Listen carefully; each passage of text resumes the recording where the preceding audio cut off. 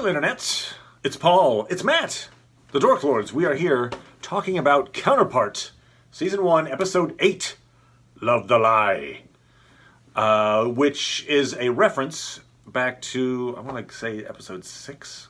It was a recent episode when Mirror Howard is in the butcher shop talking to the Heinrich the Butcher's wife in the Prime universe.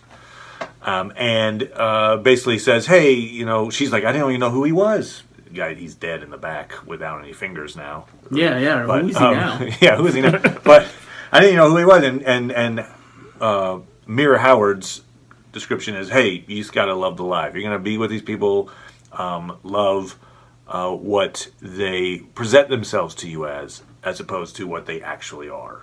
Right? Yeah? Did you get out of that? So that theme plays heavily in this particular episode as well, hence the title. So, a quick-ish recap. Okay. We start with a bit of a flashback, kind of. Not really a flashback, but whatever. We see the other side of the phone call when Pope calls and does the coded, I'm calling for the dry cleaner. And there's no dry cleaner. So we see it's at the school. Out in Potsdam, and picks up the phone. The dry cleaner, there's no dry cleaner here, and then it's kind of like he has to sit down. Like, oh boy, lots of stuff's about to happen, and as soon as I get up from this couch, it's all got to start happening. And so he takes it in, interrupts Mira, the school teacher. Sure. You want to call her that? From the spy master, basically, from doing the lesson, and it's like, you got the dry cleaner call, and so you could see Mira processing it, like, and then she's like, all right, children, we're gonna go on a little field trip, and then she kind of turns to her, I guess it's second in command, basically. I don't know what that guy is, but she's like, she says, like, everyone. And you're like, oh, that sounds ominous. Oh, boy. And they did it on this show. For better or worse. They killed kids. Thank God they killed those kids. They kill kids on this show. Just stack them up like cordwood. They put a tarp over there. They did put a tarp, but then they took the tarp off. Very respectful. Yeah, well, who did that? True. I'm just saying the show took the tarp off. You could have left them under the tarp. There's kids under the tarp. We don't have to show them. Just no, we're going to show on there. Yeah. Kids. Dead kids. So, poof, they killed the whole school. They had them take cyanide capsules. And they are, in the process of burning all the records, which was what we see again from the other side. A few episodes ago, we saw Ian and Mirror Emily and Prime Howard show up in the woods and like, what are they doing? I don't know, but they were burning all the records. So, and they're, again, bad agents. They're seen in the woods. There's the bit where they're burning stuff, and one of the guys like, and then he reveals himself enough in the woods that someone in the inside goes, oh, there's spies here! Everybody get guns! Start shooting at things! You're like, damn it! Can't you guys just hide in the woods Anyway, so they didn't. They didn't hide effectively, and they started a gunfight. You have that fire lighting up the woods. So how can I hide? So there's a gunfight. Pretty intense gunfight. People are like, where's my cyanide capsule? Blam, blam, blam. Right, so that was the interesting part is they all get, Mira says, go find the pouch. Repeat back the combination of the safe to me. And they get this pouch, and they open it up, and there's cyanide capsules all in it, and she puts them all in a circle, and she's like, here. These are all the adults, the teachers, spy teachers. Yeah, what was he was telling them, like, oh, our work... our work won't continue. Yeah, the only way it'll continue is if we keep this secret. So she passes them all out, and then she's like, oh, wait, we're still fighting. Don't take them just yet. Hold off. Go shoot at things first, then take them. And I'll take mine last.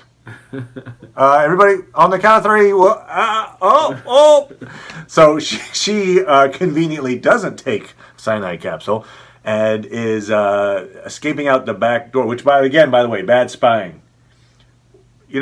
Maybe cover the exits if you're trying to like take these people down. They I don't didn't know what was going on when they went. I mean, there can't be that many roads out of this building. She thought it was a drop point.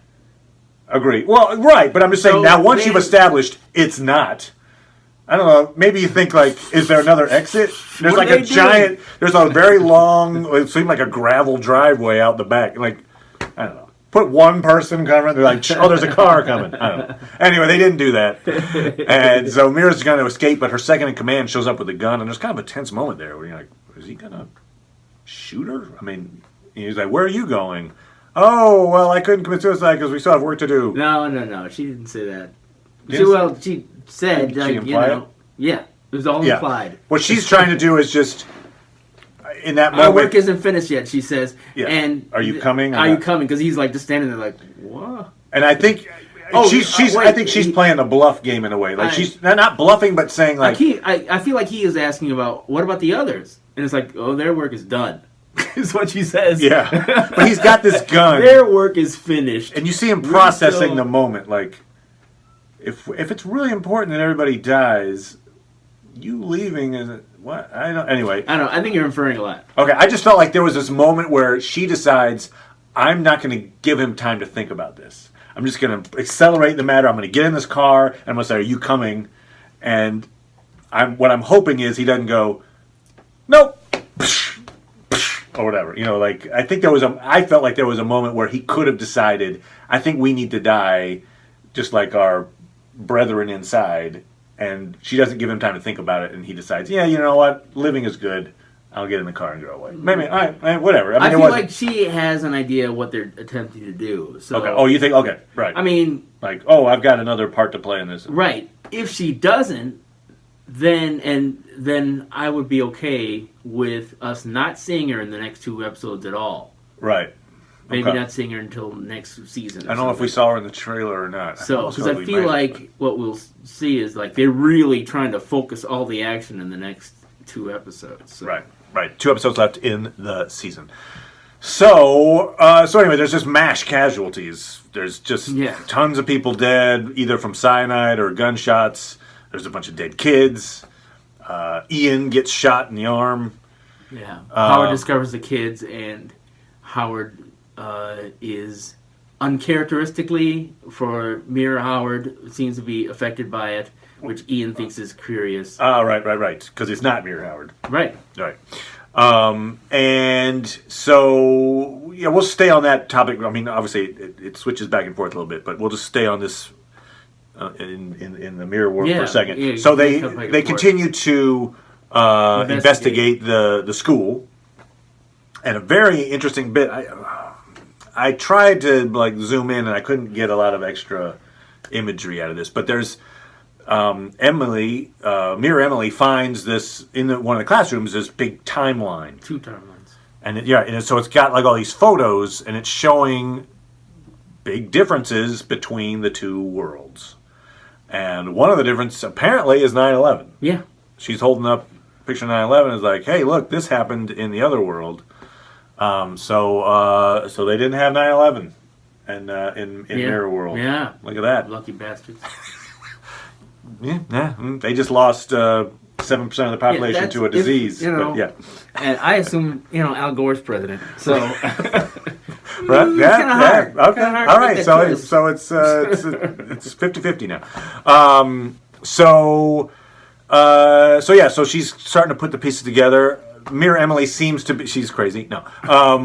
She seems to be the most capable spy that we've seen, and maybe in the show, specifically in the Mirror side of things, in that she fairly quickly pieces together, school, timeline, when they finally find the dossier of a person on the other side, she's like, oh, they're doubles, this is a school, they're trying to boost sleeper agents. Got it.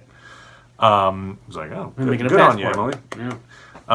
And she also then correctly deduces that Casper, the lie detector guy, Casper the Friendly Ghost, was kind of the mole, whatever you want to call it, the person who raised the alarm to Pope which happened. Ian doesn't figure that out.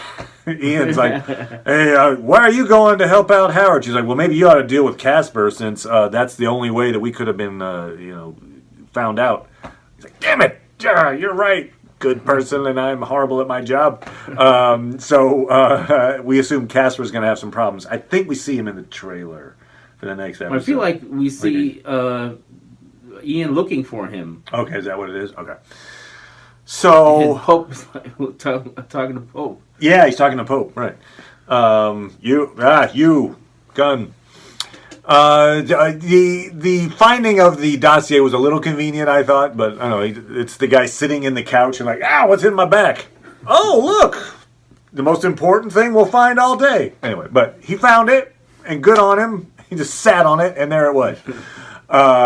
So that leads to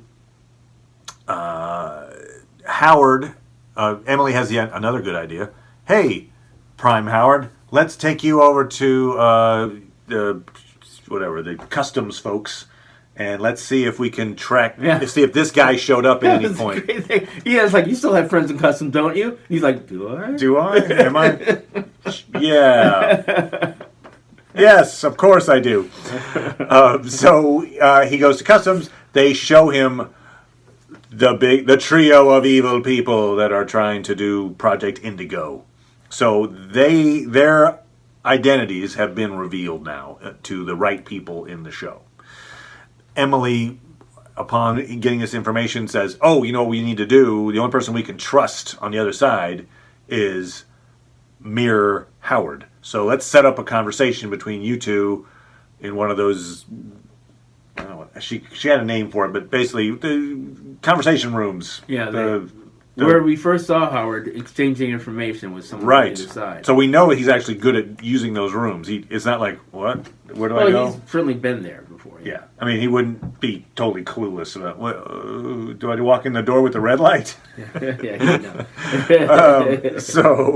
So they arrange for this meeting between the two Howards, and what results from that is, I think if you watch the description, a little afterword, the showrunner always has a little afterword after each episode. In this particular one, he basically said this particular scene, the two Howards talking on each side of the glass, it's like the most important scene of the season.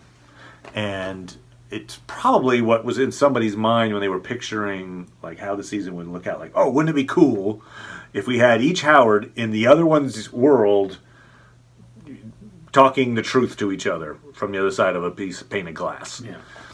And that's what we get. And it's really, really engaging television.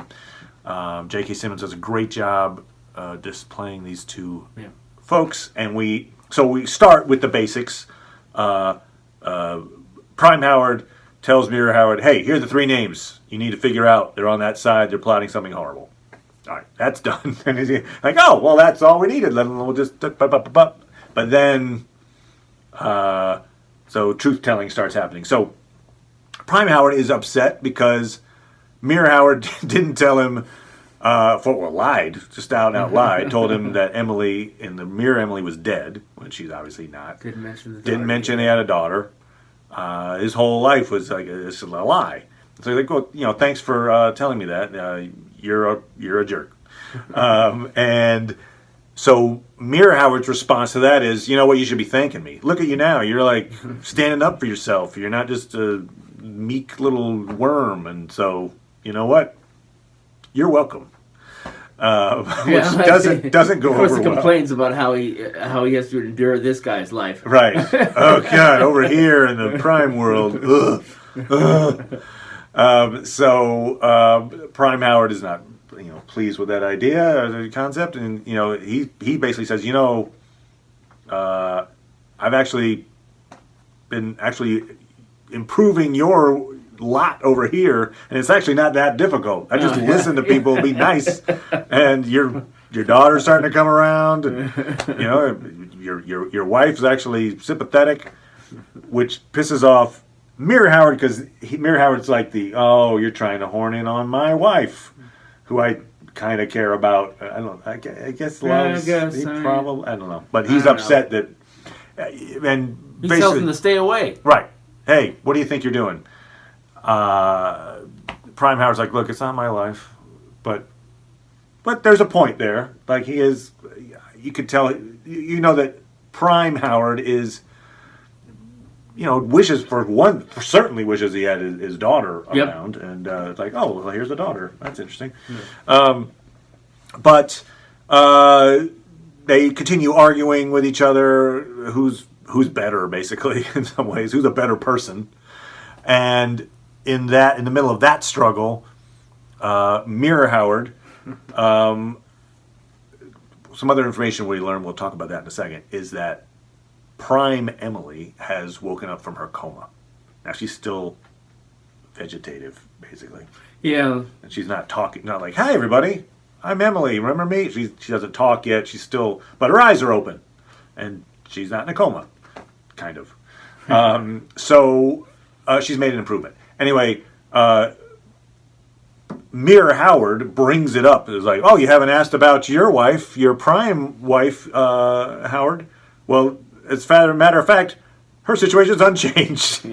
It's like it'd be one thing to lie. Like that would be one thing. If Mira Howard's like, how's my wife doing? Oh, she's fine. But instead, like, Mira Howard actually brings it up and then lies, just to be an extra jerk about it. I love that. So anyway, it says your Christian's unchanged, and by the way, you're an idiot because your wife was having an affair right under your nose, and you never saw it, and you're a dummy. Yeah. Which is what we get a nice reveal from Prime Howard, who says, "No, yeah, I knew, Andre. Yeah, I got it. They were having an affair. I was willing to." Boy, it's time for you not to explain what he said in a way that doesn't express your feelings about it. All right, I'll let you explain it. How about that? He was aware of it, and it caused difficulty between them that they worked through. All right. So we don't know exactly what the nature of that agreement was, or what difficulties they were working through as a result of that. And it wasn't the first time, is what he said. Right, so, very importantly, I think. So, we don't know the kind of arrangement, but obviously something's going on. One thing we also hear in the course of the episode, while Howard and Prime Howard and Mira Emily are leaving the scene of the deaths and all that, is he is clearly shaken, and he asks her how she deals with it, and she reveals that she just says that she does things to do it, but she copes. She copes. She finds a way to cope, but she's not. It's not saying there are good ways of coping. I'm assuming that one of the ways is she sleeps around. I think the way that the most obvious implication of that, I agree with your point that sleeping around maybe is her way of coping, but also we know that especially Mira Emily has some kind of an addiction problem, or she was on drugs and she was been fighting them, or maybe she's an alcoholic. Anyway, I got the idea that her coping mechanism was, I take intoxicants and try to... Yeah, maybe that's how the one, maybe actually having relationships, because we know she has a relationship with Ian as opposed to an illicit one. Yeah. Isn't doing the trick, so she has to do drugs as well. But at least Anna was saying, though, that she's tried to kill herself before. Right, the daughter was talking about that Mira Emily has attempted suicide. Right. So, So that's not a good coping mechanism. No, definitely not. So we finish then that conversation between the two Howards with basically the statement in some ways of the show, which is Prime Howard says, my ability to love unselfishly is the only thing that separates me from you. Something very similar to that. It's kind of like mic drop, and they both walk away angry. Should we can come back to this? Or actually, I have some more things to come say back on to this. it. We'll come back to this. All right, so put a little pin in this. There's some interesting things to talk about. Because This the rest of it's notion. not that much, it's like we have, well... there's a fair amount. So the other stuff that happens... is the most important, perhaps, is that Emily's out of her coma, and the important character of the mother-in-law has arrived. The most important character in the show. Yes. Which... I mentioned this before we were chatting here to Paul, and Paul brought up a good point, which is I was saying we have the Howard hates his mother-in-law scenario, which seems so trivial compared to like the world's going to get destroyed. But Paul makes a good point, which is there's a reason that they're bringing the mother-in-law into those. It's not just. It's like wacky sitcom premise. Oh, my mother-in-law's in town now. She's probably in the spy game as well, or she's somehow in danger because Emily is a spy, and maybe. Yeah, I was thinking that might be key. It's like you want somebody to have reactions if another attempt is made on her life. So they kill the guards outside, and then like, oh, someone who could do that, not just. Oh, this would be easy. I feel like her. Right, because it's just they're arguing about what hospital to keep her in and who should pay. And like, I don't really care about that in the context of everything else. The fact like that the mother came over there might make her more visible to the people that want to kill her. Right. So I think that's where it's heading. Could be. As opposed to let's have lunch more often. Anyway, all right. So yes, but the other stuff that's happening is Claire still a prisoner. We are on Peter Quayle Death Watch, hour 3 now. He's still technically alive, but he's still making horrible choices, and is just he is dead man walking. So the latest horrible choice he makes. First,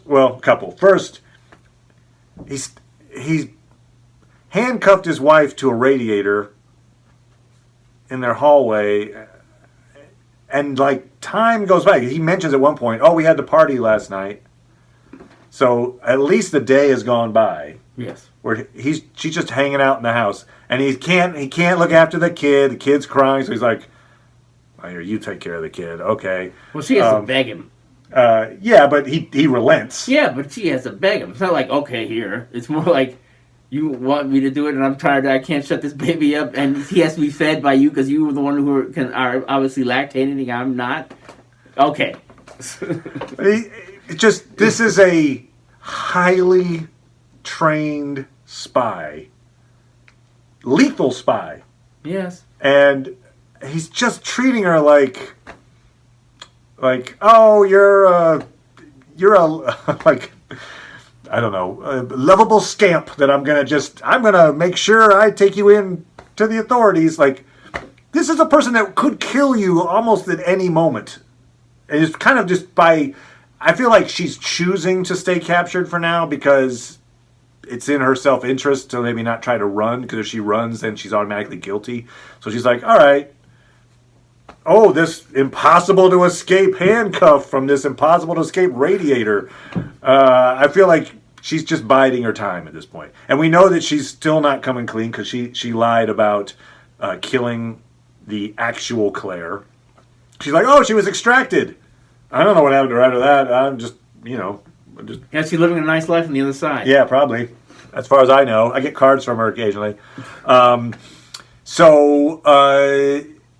She does, though, cop to exactly when she entered the picture. Yes. Which is interesting. So he now has a fine defining line of when his Claire became evil Claire. Yes. So he just keeps her there in the house. He finally decides, I'm going to turn you in.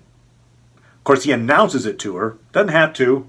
He could just walk away and do it. Right, but she's the one who tells him that, you have a lot to lose.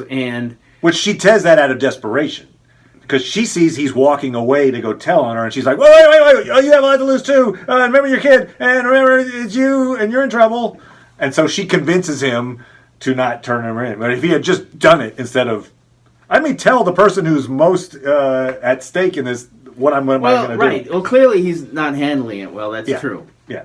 So he is convinced. I don't feel like it's out of desperation so much as she's trying to sell him on something.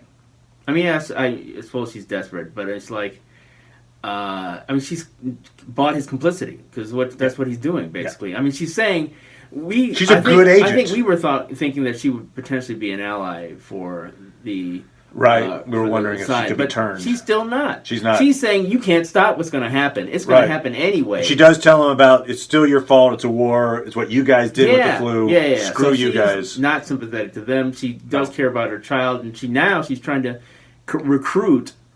I don't call him Quayle. Swallow, Quayle, to help her with what she needs Which to do. she succeeds in doing. Yes, she does. At least partially, for sure. She uses the kid.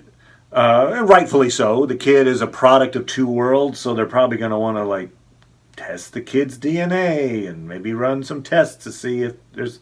I think that's what she was saying, right? You think they're going to let Spencer alone because little Spencer is a product of a mirror universe I didn't get that impression. That's what I got out of it because it's not like Spencer knows anything. But what I mean to say is that the woman's not going to be able to live a happy life, and neither will he.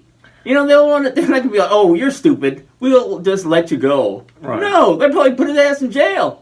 I agree. Right. So but I just thought that they were also the baby with him. That's all. Okay, you just thought maybe it's just we'll take the baby away. No, I don't think they care. Okay, I thought the way she said it, your baby's from both worlds or something like that. No, I don't think so. You don't think so? I could be wrong. Okay. Maybe in the comments, tell us if you got that, if you got that impression, I thought maybe she was saying, "Oh, I think she's just saying our kid's going to be an experiment. Let our kid be raised by either of us." I think she was saying. You don't think though? I mean, just show being what it is. I would think there'd be somebody who'd be very interested in knowing. How hard is it to get somebody to come over and have sex with somebody else? Well, apparently very difficult to get people over because they're like, no, don't come over. People come over all the time. Well, okay, good point. They come over on pieces. Yeah. But then they have to stay in their own and if they can... in their lane. Okay. All right, fair enough. Maybe you're right. It could just be as simple as you go to jail, I go to jail, or I'm killed off, and what happens to our kid? Our kid has to grow up in a foster home. And that's on you, not me, the spy who killed her mom. Has been so boo to you. Like, okay, fine, Claire, you're right. You're completely... We have to accept the world as it is, as I've made it. So of course, Peter Quayle does probably the worst thing he can do, and basically he's forced into it, right? Because Aldrich stops by to say, it gives him some soup. I was thinking he's going to die from eating the soup. Eat the soup. What's interesting? I started thinking about this. The soup has played kind of an interesting role in a lot of different scenes. Like there's a scene where Baldwin meets Greta, the new, and she's like, "Would you like some free soup?" Some soup. She gives her soup. There's a scene where Prime Howard is in the mirror universe, and he's like, "Oh, I'll get the soup. Oh, you should have the soup. It's really good. It's the best soup in the city." Blah blah blah blah. Like they keep. I don't know why that. It doesn't. Love the soup. Love the soup. The soup is some kind of a metaphor for like love and harmony. Soup. So Aldrich. I love this scene too. Actually, I like the. It felt very much like. It kind of reminded me of *Inglourious Bastards* with the scene with the milk. Where yes. Or he's just talking about milk, and the whole time there's like, the people are hiding underneath the floorboards, and something horrible's happening, but we're just talking about milk. So again, like I talked about maybe a couple of weeks ago, it was like this show is a good way of taking everyday things and making them seem creepy, and that's what that. Oh, I brought you some soup. Enjoy. This reminds me of. My double and I used to play chess with him all the time. Yep. Yeah, it was really good. We had a board in each room, and we would just, coded messages, play chess. Found out he wanted to come over, and so I killed the woman he loved and was going to defect for so that he wouldn't come over because that would have made it seem that I was weak and could be turned as well. So it was better to kill his best love and then make him go crazy and mad rather than me look weak. Anyway, hope you like the soup. I'll see you later. No, he's like, you know what you need to do. Right. What's better, more important, yourself or the cause? And so he says, I'm going to be at this the Walcott, 10 o'clock. I hope you'll do the right thing, which a la, I hope you turn yourself in. So he is, in some ways, while being very creepy and threatening, is also, he could just storm in there and put him in cuffs. And he's like, I'm giving you a chance. Right. I'm giving you a chance. He said, I'm putting guys outside your door. Yeah, I'm not being stupid. Yeah. But what if you put people at the back door, Yeah, it's true. Yeah, that's a common mistake. There's probably this big gravel drive that you can just take off.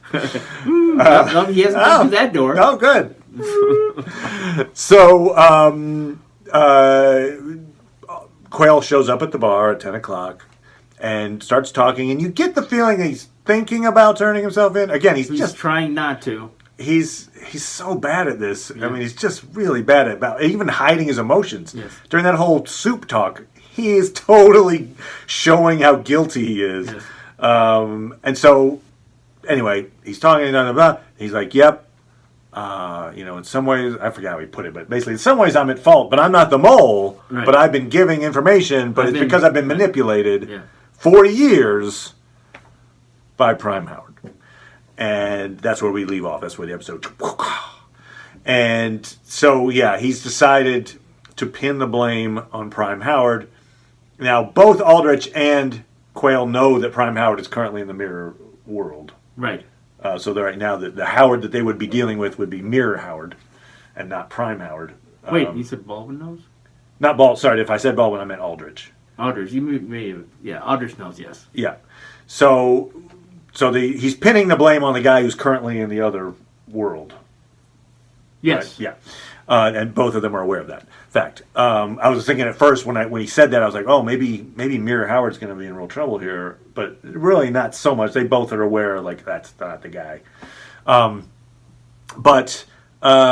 He's pinned the blame on Prime Howard, which seems a little weird in that they were never in the same department. Yeah, but it's the wife, right?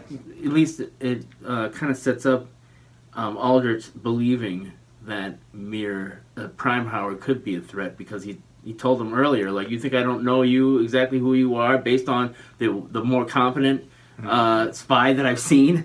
Gotcha. So in other words, I'm not fooled by your idiot pose. Right. And then quickly, since we want to get back to the other thing, is that Baldwin has executed one of her targets, and Angel Eyes, yes, and although she's still hanging on to a relationship with the soup lady, Greta, I think is her name. Greta. And so she she basically ends the relationship because Greta's asking too many questions. It's like she doesn't end it, but it's like, I gotta go. But then after doing this murder and seeing like, oh, this is, like, I don't want to be this person in some ways. I think she's kind of like fighting, am I a murderer? Am I this loner? I kind of like having this relationship. And so she breaks into into Greta's apartment and just is like, I just wanted to see you. And Greta lets her stay there. So in some ways that's kind of showing that notion of this love the lie thing, which is, I'm a murderer, but I just want to be in a relationship with. I like your companionship, but I can't tell you everything because you knowing it would A, put you in danger, B, you probably wouldn't like me anymore. So let's just not talk about it, and I'll break into your apartment occasionally. Greta in some ways is loving the lie. I mean, or she's asking, she wants to know, but it seems to be at least somewhat content with not knowing. Or else she would have just said, get out, I don't want you, you're not going to tell me about yourself, go away. Yeah, I don't know. She hasn't done that. Anyway, so... I don't know if that... Right, I'm not sure if it translates, but it feels a little like that's where they're kind of going with that. That these people who have these secret lives are also like yearning for someone they can trust. And confide in without confiding. Those are the big moments. So just to take it back to the biggest moment, which is the two Howards talking, and we kind of get this theme of the show described, which is the one Howard, Prime Howard, has this capacity to love unselfishly and forgive, whereas Mirror Howard, at least by all appearances, doesn't have that capacity for some reason. either there's some incident in his life that do we know what it? I mean, we're not I don't sure feel why. like we have a strong thing about it because we're not sure exactly what caused them to split up, and It doesn't seem like that disease, other than the disease didn't. I shouldn't say it doesn't make sense, but it's like, why is he taking out on his daughter? You know, it's like, what did his daughter do to make it? So it's even if it's something that Mir Emily did, you know, he's still a crappy dad to his daughter. Well, we know that there was the moment when they thought the daughter was going to die. Right.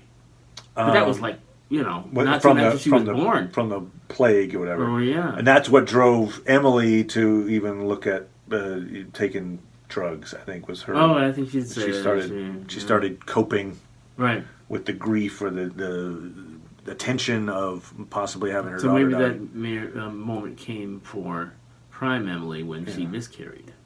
You know, interesting. I don't know what this just came to me, and maybe it's getting off topic a little bit, but it reminded me actually. There's a scene from the movie Parenthood where it's Steve Martin and I'm trying to think of Mary Steenburgen? No, the guy who played his dad.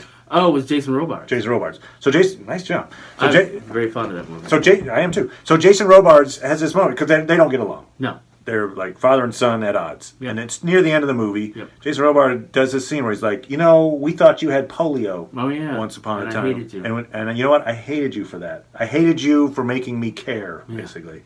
And maybe that's what we get out of this. I don't know. That Mira Howard's like, I hated not knowing if you were going to die or not. And now it just put me, I don't know. Just a thought. That's a little parallel that may or may not be a thing, but seems somewhat appropriate. So, all right. So this is a central theme. One has the capacity for unselfish love. The other one, jerk. So my point in some ways is, we hear Prime Howard say, yeah, I knew she was having an affair.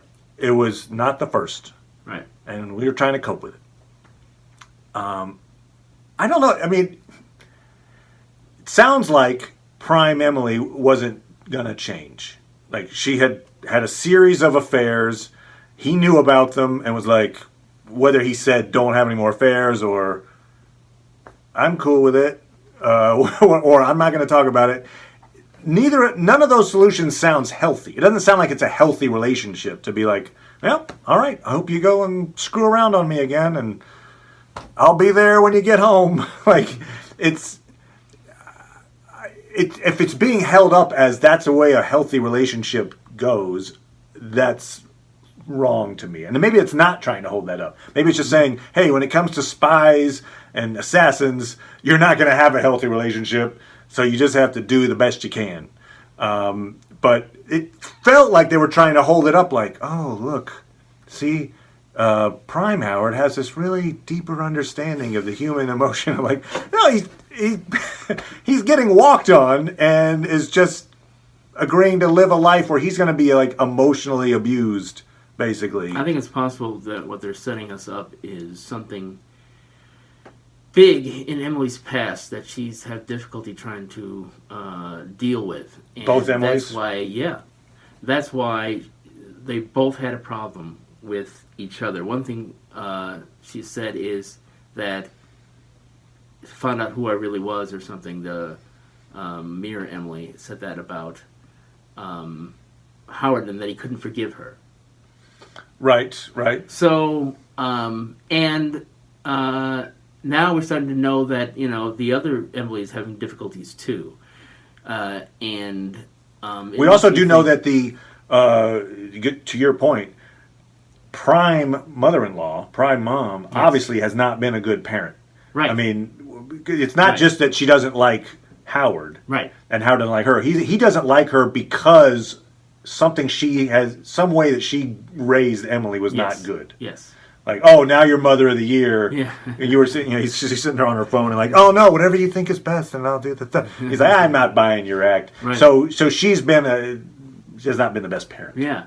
So I really think that revelations are coming, especially since now that Prime Emily is awake now, even though she's not. Right. We get the feeling she'll be talking at some point. Maybe. Or maybe we'll just find out as she's sitting there, you know, like, oh, here's a flashback for whatever happened in the past.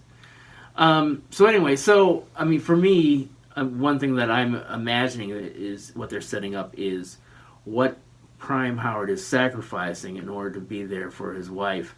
She's suffering, and yet he's providing something for her. Now, one aspect of it, that you could ask yourself is, if she has this bag full of money stashed in her boyfriend's place, suggests that, she might need to run away, and that she wouldn't run away with Howard, that she would just run away from Howard and her boyfriend, or maybe with her boyfriend. Correct.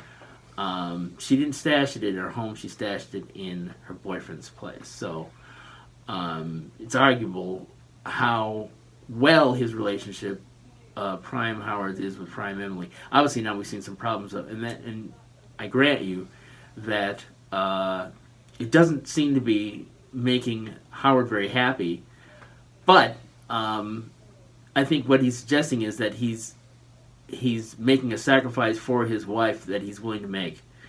And that's true, but you're right. He is sacrificing his happiness in some ways, I feel like.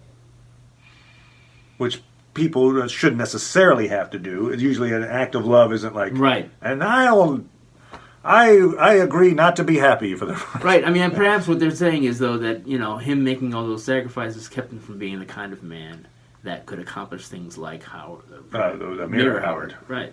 All right, interesting.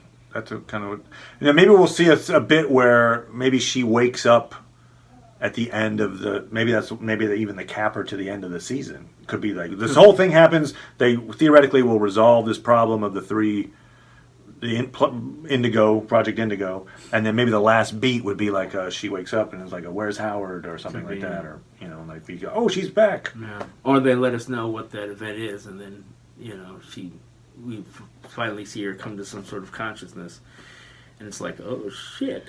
So it occurred to me too. I don't think this is going to happen, but I'll mention it because I was thinking about it. If this was a movie, so like there's a season 2 coming, so you're gonna keep these characters around, and you're not gonna have some grand finale moment and that's it, and we're done. Roll credits, and we'll never come back. So this probably almost certainly will not happen. But it occurred to me if this was the movie, because of this dark tone of this thing, and spy versus spy, and no one's totally good, and blah, blah, blah, that you've got a situation where the two Howards are at odds. They're in different worlds. One is potentially being set up for being framed.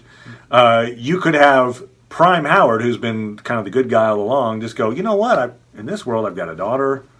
I'm making amends with the wife. Why don't I just stay here and I'll be... And like basically kind of slams the door on Mir Howard in the Prime Universe, leaves him there, and then takes over the Mir Howard's life. Or that Howard gets killed. Right, exactly. Thinking that it's really... Because otherwise Mir Emily probably wouldn't accept the situation unless Mir Howard was dead, and it was like, okay, fine, we'll play this out or something. I don't know. Well, I mean, they've set it up so that somebody has to be the fall guy for this experience. I mean, I don't think this is going to happen because as I say, that would be like the ending beat of a film noir movie. Well, I mean, but here's the thing: you could assume that he's going to live a happy life after that, or that his problems are only beginning. Well, and in fact, what is it? Mir Howard in that conversation tells Prime Howard, like, you're just going to come back here and everything's going to be the same. Like, it's all going to just return to normal. Which I don't think is going to happen, frankly. No. But that's the mission statement. It'd be interesting, though, if he decided to live in that other world. I mean, one thing I wanted to say, which it doesn't have to necessarily do with what we've been talking about, is, like, looks like they're really trying to make us believe that the universe where Prime Howard is living is our universe. I mean, we're supposed to believe that they work in an institution where they have really antiquated technology, but people have cell phones and everything else. They had 9/11. Wait. Right, like we had. Where they work, the Prime Universe. Like, oh, right. So the Prime Universe. Yeah. Had 9/11. Prince is dead. Within their cell phones. Right. So that's probably our world. Right. Right. Right, but look where they're working though. All this like really antiquated technology and what looks like it's the present day. I mean, what the hell is that about? Yeah, That's kind of weird. There are these differences that maybe they're there deliberately to try to make it questionable, but these historical moments. Also, the fact that we didn't have a disease that wiped out 7% of our population in 1990. Well, I mean that's their universe. Right, that's the other universe. Right. So our universe, where Prince died and we had 9/11, is the prime. Right. Okay. Right. I think we're talking. I'm just making sure what you're saying. Prime universe is our world. Yep.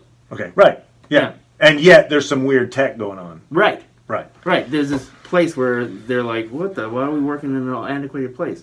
So anyway, and this, interesting. Like it's supposed to be our world. Are you thinking there's a third world or something, or like there's multiples, and they're just like, oh, it happens to be they just identified these two? One of the things that I'm wondering if this plot goes off. So if they succeed, sure. Project they probably Indigo won't. But I feel like it's possible that they will. Right. This show is a dark enough tone that they could kill off 7% of the world's population or something. Some kind of mass thing. Or maybe they go for a higher. Sure. Yeah. So you're thinking that might be the end of this? I don't know. Season. I just think it's possible 10. Anyway. We got a 2-part episode coming up. It will be in 2 weeks, but it's one episode in 2 parts. So Anyway, interesting. Is the prime world, is the prime universe our world, or is it maybe some other shadow reflection of what we consider to be our world? You can make some comments about that as well. That is an interesting topic. I would say definitely the mirror world, as what we're calling the mirror world, is not our world. Oh yeah, no, because we haven't had that. Yeah, we haven't had those situations yet. But but is the you. Well, we're gonna do time travel and go back and okay. So yeah. Anyway, we will be back for more episodes of that. We're also going to be doing. We're going to catch up on Altered Carbon. Yeah. We're going to talk about Jessica Jones at some point here, and we're also going to talk about Legion when it comes back for season 2. We did Legion season 1, and are very excited to jump back into that show. So we will do so enthusiastically. We will. Anyway, 22 days. Subscribe if you want to get info on upcoming shows and make comments. We'll make comments back. Thank you very much, Paul. We'll be back soon.